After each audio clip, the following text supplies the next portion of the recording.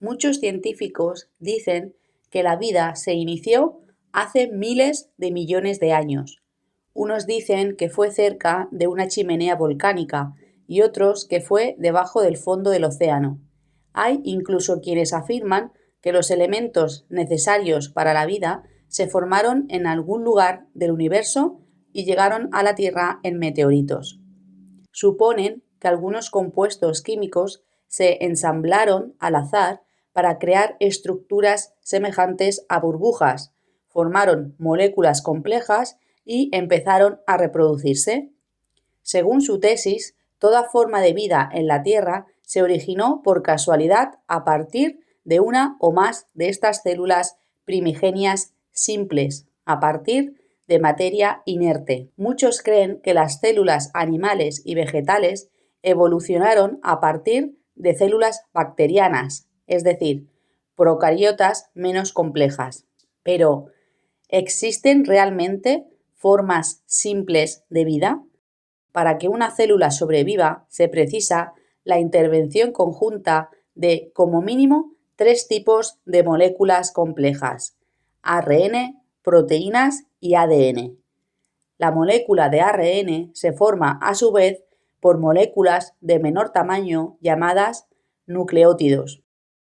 Nunca se ha detectado la presencia de ningún nucleótido ni entre los productos de los experimentos con descargas eléctricas ni en los estudios de meteoritos. Las proteínas están formadas por cientos de aminoácidos, agrupados en un orden determinado. La proteína funcional promedio de una célula simple contiene 200 aminoácidos y hay miles de diferentes tipos de proteínas, incluso en esta clase de células. La célula pasa mucho tiempo sintetizando proteínas. Primero fabrica unos 20 aminoácidos distintos, que luego envía a los ribosomas. Los ribosomas reciben del ADN una lista detallada de instrucciones que les indican qué proteína construir y de qué manera. Los ribosomas, comparables a máquinas automáticas, enlazan los aminoácidos en una secuencia precisa para fabricar una proteína específica. Se determina la tarea especializada que desempeñará cada proteína. Algunos investigadores reconocen que la probabilidad de que solo una molécula de proteína se hubiera podido formar por sí sola es increíblemente baja. Fuera de la célula se descomponen y dentro de ella son incapaces de duplicarse sin el auxilio de otras moléculas complejas. El ADN interviene en la formación de proteínas, pero las proteínas intervienen en la formación de ADN.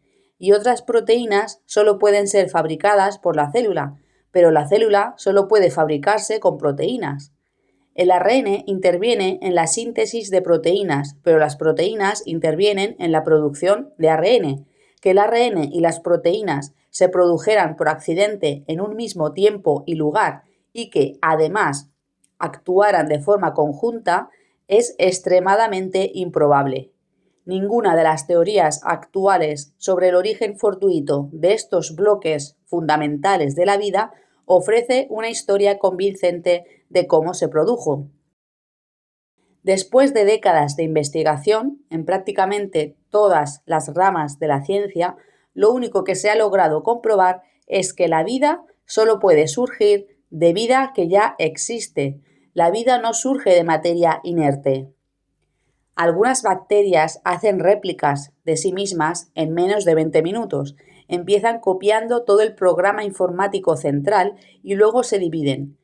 Una sola generaría en tan solo 2 días una colonia con un peso de más de 2.500 veces el de la Tierra.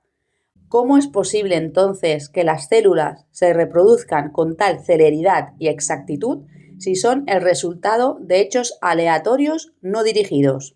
Otros científicos evolucionistas conjeturan que las primeras células, o al menos sus componentes principales, llegaron a la Tierra procedentes del espacio, porque los mejores esfuerzos por demostrar que la vida puede surgir a partir de moléculas inertes han sido infructuosos.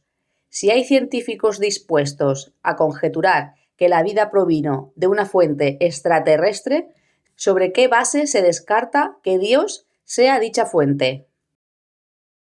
Ahora se sabe que, para que una especie animal evolucionara hasta convertirse en otra, los cambios tendrían que haber ocurrido dentro de las células, a nivel molecular, pero los científicos no han logrado demostrar que la evolución haya producido ni siquiera la más simple de las células.